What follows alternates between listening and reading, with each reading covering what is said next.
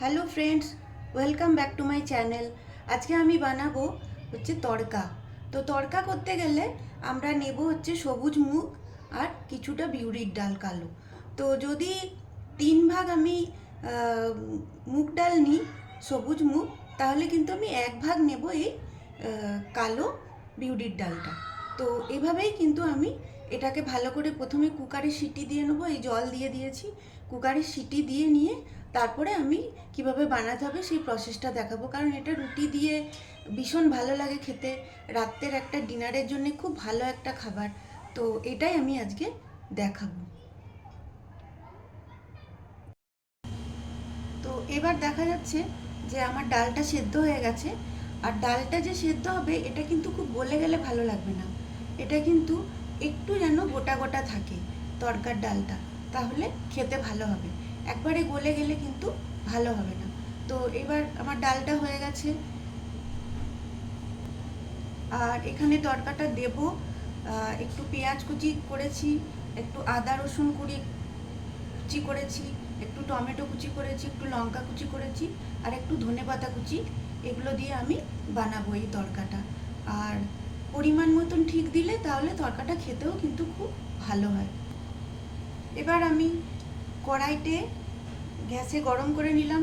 কড়াইতে আমি এটা সর্ষের তেল দিয়ে করব। তো কড়াইতে আমি এবার তেল দেব, সর্ষের তেল।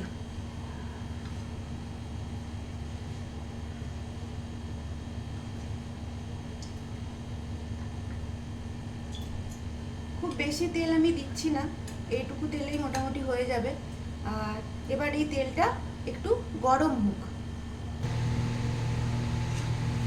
এবার তেলটা গরম হয়ে গেছে, তেলের মধ্যে আমি প্রথমে রসুনটা দিয়ে দিলাম। রসুনটা একটু লাল লাল করে ভাজা হবে, তারপরে আমি পেঁয়াজটা দিয়ে দেবো।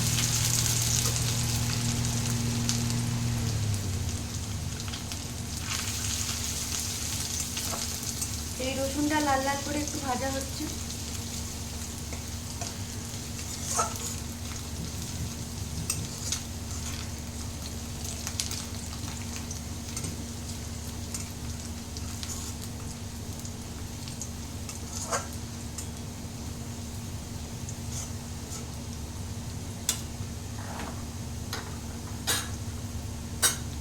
এবার আমি পেঁয়াজগুলো দিয়ে দিলাম।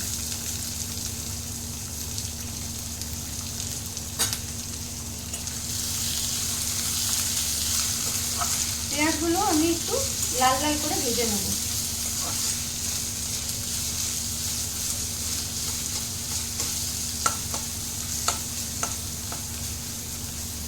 5 মিনিট সময় লাগবে একটু লাল লাল করে ভেজে নিতে। ততক্ষণ ভাজা হোক, দেখাচ্ছি। কিছুটা লাল লাল করে ফ্রাই হয়েছে, কিন্তু আরেকটু ব্রাউন কালার করতে হবে যাতে তরকার টেস্টটা আরো ভালো হয়। তো আরেকটু তাহলে লাল লাল হোক, তারপরে আমি টমেটোগুলো দেব। এখন ব্রাউন কালার। এটা মিডিয়াম ফ্লেমে করছি, একটু সময় নিয়ে করছি, না হলে ভালো হবে না টেস্টটা। তো এটা আরেকটু লাল লাল হয়ে যাক। এবার একটু ব্রাউন কালার হয়ে গেছে। এবার টমেটো আর কাঁচা লঙ্কা এগুলো দিয়ে ভাজবো আমি। এগুলো দিয়ে দিলাম।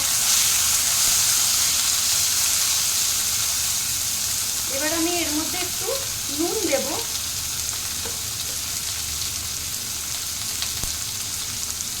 নুন দিয়ে দিলাম যাতে টমেটোগুলো তাড়াতাড়ি গলে যায়। আর একটু হলুদ দিয়ে দিলাম। এবার এই টমেটোটাকেও বেশ গলে যাবে, মাখামাখি হয়ে যাবে এই মশলার সাথে, ততক্ষণ এটাকেও আমি ভাজবো।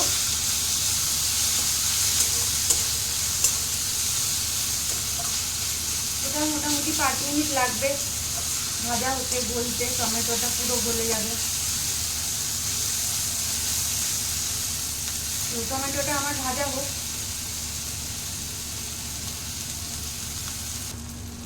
টমেটোটাও আস্তে আস্তে গলছে, দেখা যাচ্ছে। এইভাবে করে নিলে টমেটোটা গলে যাবে তাড়াতাড়ি। আর এটা একটু টক টক খেতে হলে আর ঝাল ঝাল খেতে হলে তরকাটা খেতে খুব টেস্টি হয়। তো একটু টক টক ঝাল ঝাল হবে, পরিমাণ মতো মশলাগুলো দিলে কিন্তু বাড়িতেই একদম রেস্টুরেন্টের মতো তড়কা হয়ে যায়। মশলাগুলো একটু পরিমাণ মতো দিতে হবে, আর একটু ভালো করে লাল লাল করে ভাজা হোক।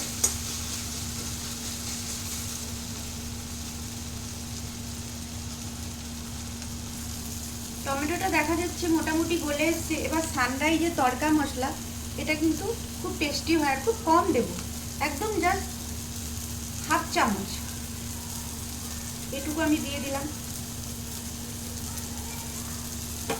এটা দিয়ে কিছুক্ষণ আমি ভেজে নেব, যাতে মশলার কাঁচা গন্ধটা চলে যায়।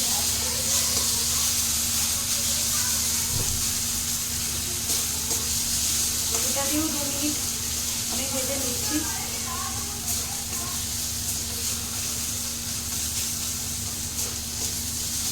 এবার কি করব, এবার আমি এই ডালটা, যেটা সেদ্ধ করা ছিল নুন হলুদ দিয়ে তড়কার ডাল, সেটা আমি ঢেলে দিলাম।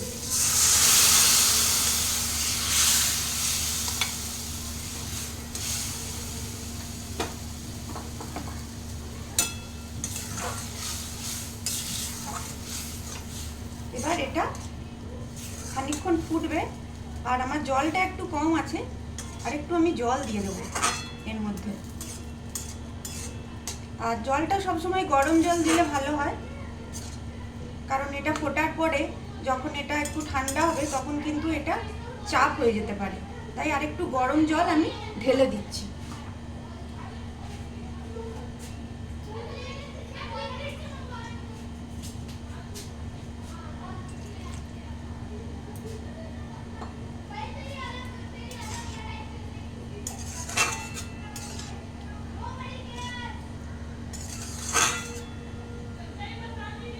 এবার এটা 5 মিনিট ফুটবে।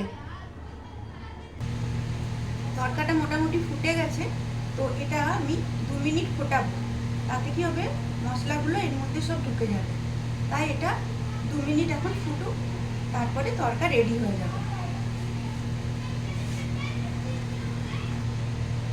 তড়কাটা রেডি হয়ে গেছে। এবার আমি গ্যাসটা বন্ধ করলাম, আর এর ওপরে বেশ খানিকটা ধনেপাতা ছড়িয়ে দিলাম। ধনেপাতা দিলে কিন্তু তড়কার টেস্টটাই চেঞ্জ হয়ে যায়।